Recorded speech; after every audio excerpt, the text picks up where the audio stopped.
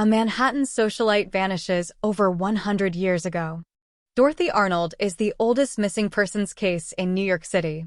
Dorothy was the second of 4 children in the Arnold family, a well-to-do family known for their business in fine goods imports, namely perfume. She loved reading, parties, her friends, and shopping for new clothes and jewelry from the early 19th century. Dorothy was freshly graduated from Bryn Mawr College in Pennsylvania, where she studied literature and language, and subsequently moved home to New York to pursue a writing career.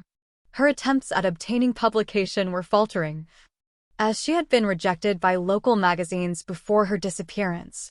Her atypical career choice of the time was a source of amusement for her friends and family.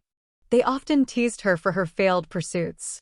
As a result, she kept a private, secret mailbox where she would receive correspondence from magazines and publishing houses without fear of ridicule. There are multiple avenues this investigation has taken over 100 years. They all include Dorothy's lack of success as a commercial writer, her failed relationship with a man named Junior, and the idea that she may have slipped on ice in the park and drowned in a reservoir.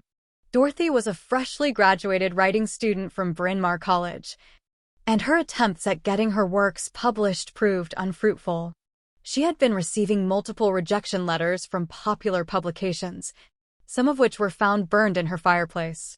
Her secret boyfriend, Junior, was also the main focus of attention during the investigation. Junior was a few years her senior and was disliked by the Arnold family. In fact, the family forbade the pair from dating after finding out that the two had met secretly at his family's home months prior to her disappearance. Junior was in Italy when Dorothy disappeared, ruling him out as an immediate suspect. As news of Dorothy's disappearance became public, hoaxes and fake correspondence was being sent to the family and Junior. Postcards from Dorothy, ransom notes, and fake sightings of Dorothy in Los Angeles came rolling in. When investigated, none of these notes or sightings were ever corroborated. The NYPD also drained the reservoirs in Central Park to follow up on the theory that she slipped on ice while walking and drowned. Years after her disappearance, 2 more interesting claims surrounding her whereabouts surfaced.